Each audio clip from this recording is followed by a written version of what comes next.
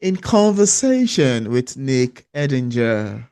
Nick and his dog live in Austin. Is a director and instructor for the ArmadilloCon Writers Workshop.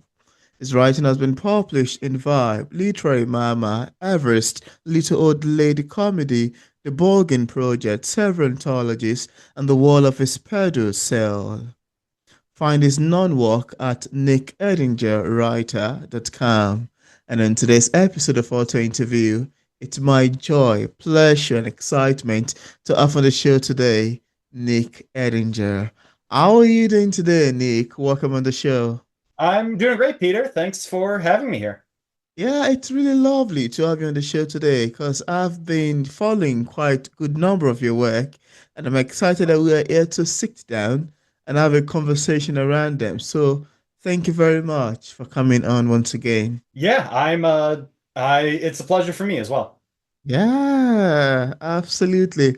So Nick, I need to first say that I am really impressed by your short story, the one titled I'm a Mountain, which is in the Devil Anti-Hero Anthology on Amazon.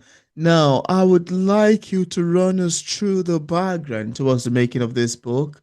If you can tell us about what led you to your first creative spark, what inspired you to write this book, the foundation of it, the start of it, and when was the time you even knew you were going to give it a name, title, I Am a Mountain? If you can run us through the background, the making of this book, that would be great. Fortunately, I do remember the exact moment where the core part of the story got created, which is fortunate because I'll go into a little bit more detail later Mm, about why that is relatively rare for me. I was complaining to my therapist about some douchebag politician that had been in the news frequently. And my therapist offered his take, saying that he could tell that that particular person was suffering a lot inside. mm, Now, the old saying about how hurt people isn't new. It's not like I was blown away by the revelation that people have their own inner lives, but more so than being inspired by a viewpoint, I was inspired by a challenge. I mm, asked myself, could I make people like this person I hated? There was a little like impish part of me that wanted to take find these aspects in people that they hate seeing in others, and so they project onto others and make them realize that that connection was always there for themselves as well. mm, So that is the main emotional core behind Caesar Thumb, the designer of uniforms for the henchmen of supervillain Sinister Sid. mm, Now, when it comes to a lot of particular details about the more concrete aspects, what I yeah. usually do when I have a writing idea is I write it down, I put it into a database where I can associate it with different tags and make that easier for me to look up later. Mm, I then put that away for many years. And then when I'm working on a story, I'll look up things by those tags, find an idea I came up with years ago, and be like, yeah, that'll work. And that fits well with what I'm trying to tell right here. So for aspects like why is Sinister Sid so much like the Buddha, mm, or how did you come up with that twist for Beaverman's identity? I do mm. not remember how that happened. Wow. At the time when it comes to the particular reason why mountain was the main image focus for the title Yeah. and that particular tattoo was on Caesar Thumb, I was mostly influenced by Edgar Allan Poe's The Philosophy of Composition, Mm, not just for this particular story, but for my writing approach in general. It was almost a revelation for me at that point in college, where it was like, you mean you can just do things purposefully? Like you can take a more mercenary aspect mm. and as opposed to like trying to chase some muse figment of your imagination or Absolutely. going Wow. entirely without concern for audience reception. And so the reason why it's a mountain is it's because mountains are immovable, Mm, tough, and are seen as manly, whether that association is fair or not. So that's the kind mm, of thing Caesar would like, and that's the kind of thing he got as a tattoo on himself. It was only many years later, after multiple versions of the story, that I realized I was playing on the idiom of making a mountain out of a molehill. Because, mm, yeah, that's something where not only is Caesar doing that with the medical problems that brought him into the ER where the story takes place, but it also explains what he's doing with his personality. He's trying to project himself as something much grander than he actually mm, is. He's trying to make a mountain out of the molehill that he sees himself as. mm. That was not at all intentional when I wrote this story. Wow. That's why it was fun to be sort of pleasantly surprised by that Mm, particular meaning coming out. Something reaching in, letting concerns about symbolism and meaning being left up to the reader instead of the writer allowed for my story to end up in new places that I never would have consciously taken it. mm. Oh wow. I must say that's a lovely answer you've got in there. I love your take on this. That's a beautiful answer you've got. I love the stories you've told towards the making of this amazing book. So thank you very much for sharing with us. And Nick, the story blends raw emotion with intense inner dialogue. Was that something you planned from the beginning, or did it evolve as you wrote it all along? And also, the title alone, I Am a Mountain, feels symbolic. I know you've told us a little bit about what you think mountain represent in there, but then what does the mountain represent for you in this story? I think I've got two questions in there already. As for the focus on intense inner dialogue, yes, that was very much the appeal for me and was there from the beginning. In fact, future drafts that ended up making the story stronger mostly had to involve paring down around that inner dialogue. There were parts that were fun to write about to sort of pontificate as Caesar, but ended up spending too much time in Caesar's head overall and losing a grip on what was actually happening within the story. And similarly, his opinions on the wider world of superheroes and supervillains that he lives in were, again, fun to write, but ended up distracting from what was actually happening in the moment. So I had to limit it to just things that were immediately plot relevant. It's hard to know what else to say when it comes to the mountain. I know that when I was writing things in high school, I would be really focused on taking inspiration from my English classes Mm. and making these grand, intricate structures laden with symbology, full of meaning, and not much else besides that. And Wow. so I have moved away beyond that as I've grown as an artist, and I've come to Mm. realize that a lot of deeper. I was worried at the time, writing as a high schooler, that like I had to be taken seriously by imbuing all of these political allegories and all of Mm. this grand stuff that's best left for the English professors, I find. Mm. And I've come to realize living in this world that deeper meanings are going to come out of art whether you want them to or not. Wow.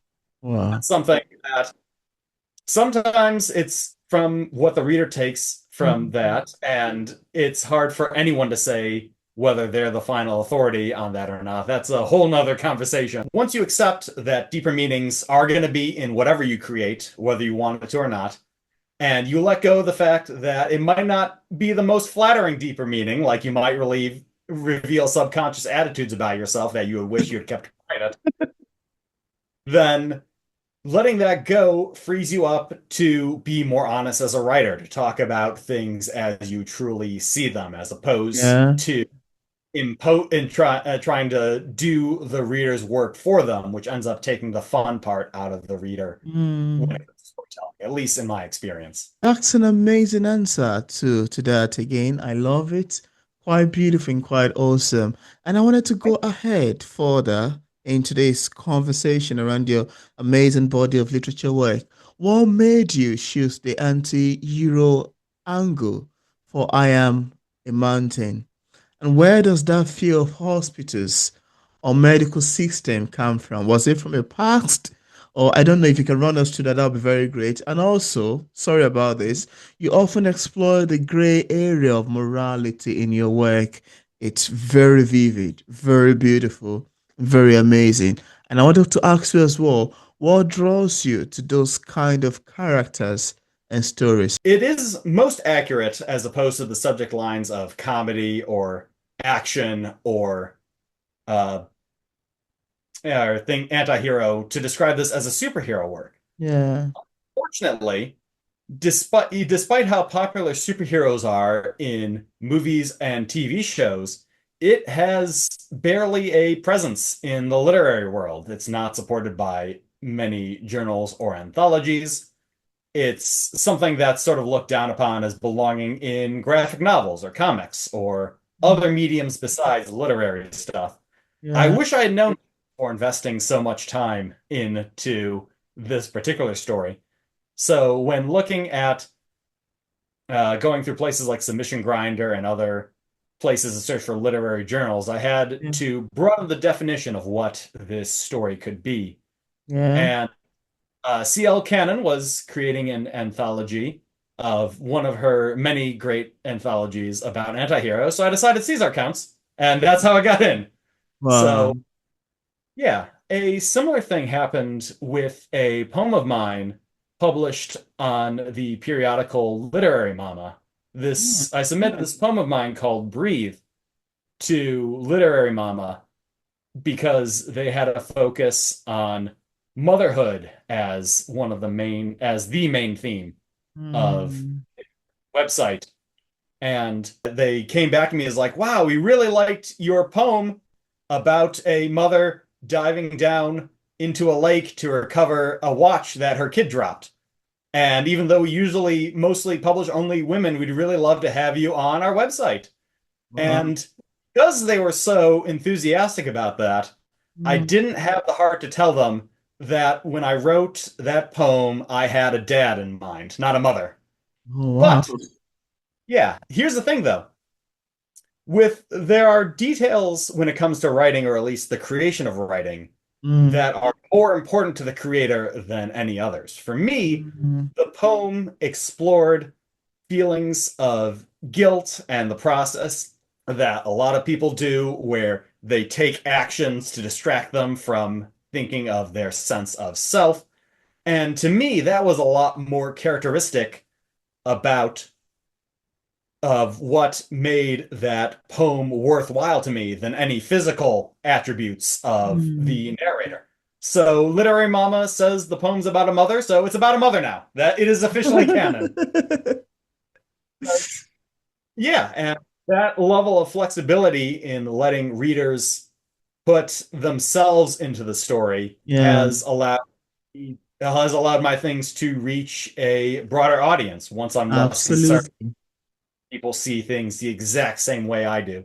Speaking of things that get subconsciously revealed whether you mean to or not, fear of hospitals, I think, is more or less an accurate term.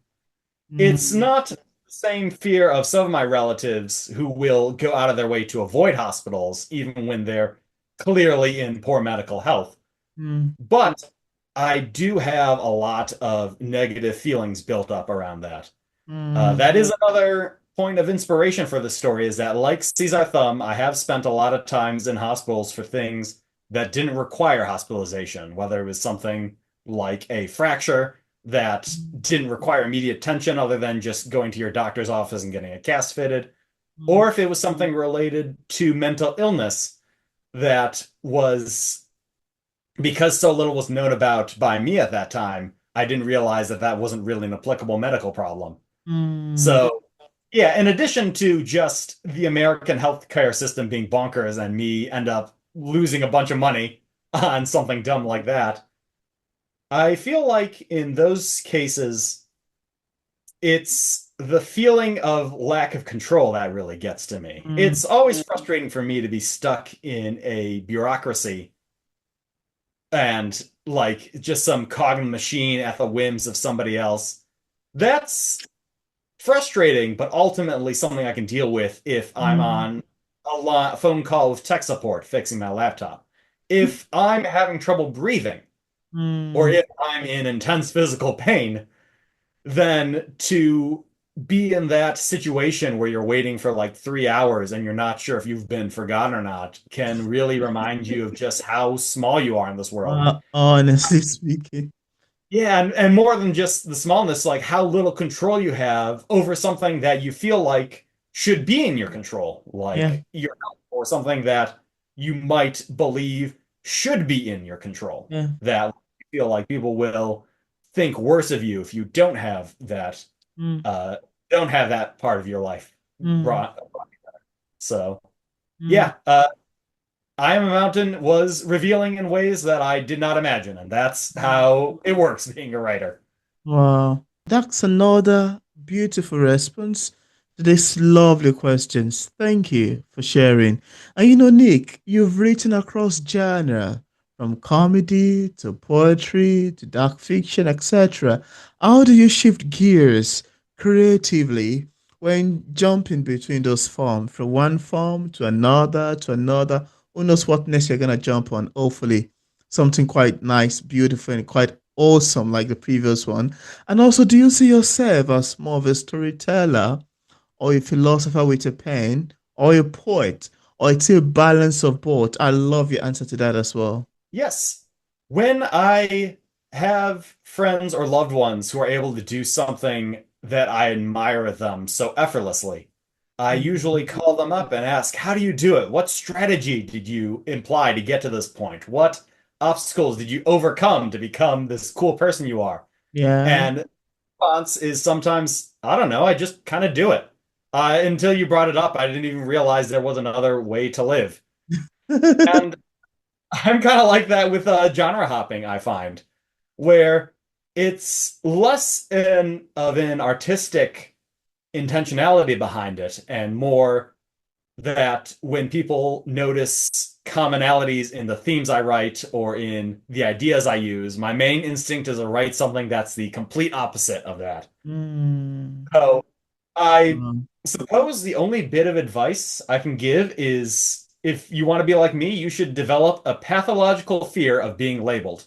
mm. But unfortunately, that attitude of mine has made it difficult to establish a consistent author brand. So maybe don't take advice from me in that respect. Uh, as for the question of if I see myself as more of a story or a philosopher of the pen, if I have a philosophical lecture that I wanted to write, I would just write that. I wouldn't see the need to like create a fictional world or to have these Mm. little sock puppet characters do my Uh, bidding. Just say what I mean. And that's the weird part about writing when other authors talk about honesty and being truthful, mm. is that you're usually talking about truths or ideas that don't have a one-to-one connection with the words in the real world. Wow. So often the closest thing you can get to truth is to invent an entire fictional world to support it. Hmm. Oh, wow. That's another beautiful answer to these lovely, awesome questions. Thank you very much for sharing. And I'd like us to talk about your reading life for a moment. What kind of books do you find yourself drawn to? Or has your reading style changed over the years? And also, as a writer, not every idea make it to the page. For you, what makes an idea strong enough or urgent enough to actually start writing about? There's a common bit of advice that authors give about giving reading everything that is around you, like reading broadly, reading constantly, things like that. Extensively. Yes, yes, exactly. And I think I've taken that advice to extremes. Like, Mm. Even though I tend to gravitate towards a lot of sci-fi science fiction series, I'll read like pop science and how-to books and cookbooks and self-help. I'll read those Wow. booklets that monks give you out on the city streets to give you Really? details about their particular religion. And Wow. unfortunately, what that means is that I'll find an author or a series I really like, but then it'll be years until I actually read something more by them because I'm just trying to get through the pile of books that I've accumulated by myself for myself Mm. at the bottom of my bookshelf doing this approach. Main thing I've been focusing on over the past few years is trying to read purposefully. As a kid, I was always a really fast reader. And the when I was an adult trying to get through college, I looked at techniques on how to speed read, only to discover that I had basically invented speed reading for myself. Like the things I did as a little kid Wow. were the same techniques Spring brought here. That was helpful to get assigned readings done for homework, but it's not good for absorbing things. So I've had to sort of be more take a greater internal look at myself to be as like, do you actually know what's happening here, or do you just skim through? Start at the top again. Mm. Make sure you have a picture in mind of what's going on as you do this. Mm. That does result in cases where I have to be more intentional with my reading because I have the somewhat controversial habit of committing to reading a certain amount of books each year. And Wow. so that and also slow down and not just blaze through them. Or there's always that temptation to cheat where it's like the Hungry Little Caterpillar is a book. I can read that in like 10 minutes and there boom, another one off the list. I'm trying to limit that as much as I can. But that means that I have to like actively pursue Mm. reading. Like I have to turn off the Wi-Fi on my laptop so I'm not endlessly internet browsing. Distracted. Yeah. Yeah, yeah. And sometimes I have to admit to my friends is like, I'm the TV show you recommend to me, I'm sure it's great. I'm sure I'd love it, but I gotta focus on what's important to me because Mm. I know reading is going I to love bring me that. joy at a deeper level beyond just immediate pleasure as Yeah. well. And so as Abs- a result, I've had to really dedicate to uh being sort of just like actively pursuing it in those moments. mm. I guess I'll start with the thesis that a lot of things that we consider writing ideas are usually just mental images, or if I'm being really cynical, they're marketing concepts. They're Mm. things that aren't they don't get into they can't fully convey what the artist is trying to go for just from description alone. Mm. That might seem a bit unfair considering that like that's a lot of expectation to put onto just an elevator pitch. Mm. You know what? Let me look up in my idea database a good example to sort of explain this. Mm. I'm just going to pick this as a random story idea from my database. Feel Mm. free to steal this because I the important thing about stories is who writes them best, not who writes them first. So I I'm not going to sue anyone for copyright. Don't worry. So as a story idea, a necromancer works as a prosecutor by literally raising murder victims from the dead and asking the victims who killed them. Now, at first glance, this seems like a totally fine story idea. You could possibly even make an entire series about this because crime Yeah. fiction can easily be applied into murder mysteries or law procedurals that Mm. is a basis. However, if you do commit to this idea, you are going to have to sit down in your chair and your type on your computer, or if you're old-fashioned like me, write with pen and paper. And Yeah.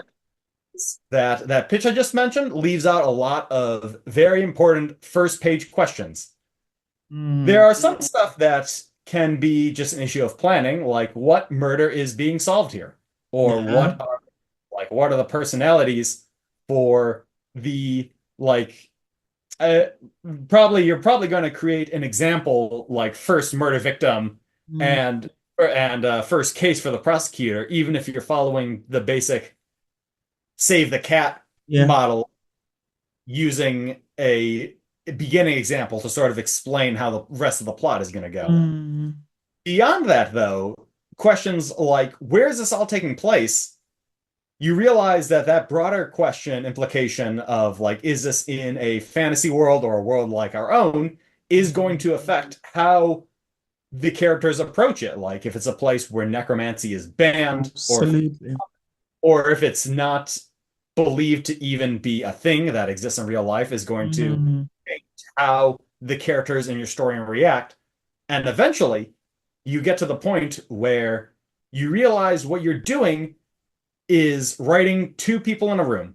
And 80% wow. of fiction is just two people in a room. Like, all Mm, it's mostly just how humans relate and communicate with each other. yeah. Yeah. And Wow. once I get to that point when working with a story idea, Mm, then what most often happens is that I reach into whatever I'm dealing with on an emotional level for that week or month. wow. Sometimes that means I'm not in the right place to write that story. I have to go pick something else from the giant idea database. But oftentimes I can be like, this is how I feel when I'm talking with someone who claims they want to help me, but is actually trying to use me. And then from there, I realize I actually do have something in common with the murder victim whose soul is currently in the afterlife and now is getting brought back to the material plane by Wow. a computer necromancer who wants them to participate in a murder trial for some reason. And that's what makes it's that connection there of like what it's like to be human in this world that Mhm. makes a story idea worth pursuing. That's an amazing one, really. I love your answers to these questions. They are quite Thank you. wholesome, they are quite educative, even, and It well is a very grounded. yes. Thank you. And just in case we have some viewers who are watching this interview and would love to get a copy of I Am a Mountain, on what platform is it available on for purchase?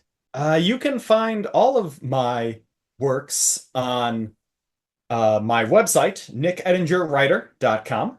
I imagine they'll probably have that posted somewhere in the description of this video. Yeah. For this book in particular, Oh, there is, of course, Kindle and Apple Play, or Google Play, rather, Apple Books and Nook, basically all good book retailers and Amazon. yeah. Please raise the book again to the camera just so we see. And Yes, that, this is the Devil You Know anthology.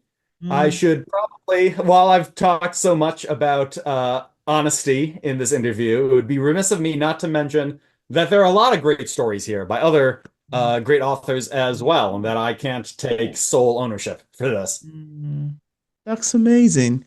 And I left a link in the description part of this interview where interested viewers can get a copy of Nick Edinger book directly on Amazon and Barnes& and Nobles on his website and also on other platforms. I also left a link to his social media pages for possible followings. So thank you so much, Nick, for joining me today in the conversation around your beautiful and amazing body of literature work. I'm also this conversation is so fun, quite interesting, very captivating, and educative as well. So thank you very much for coming I on. appreciate in all the interviews you do, Peter, about how you can really get into the heart of other authors' lives. So I'm really happy to be part of that cool tradition you've established. Thank you.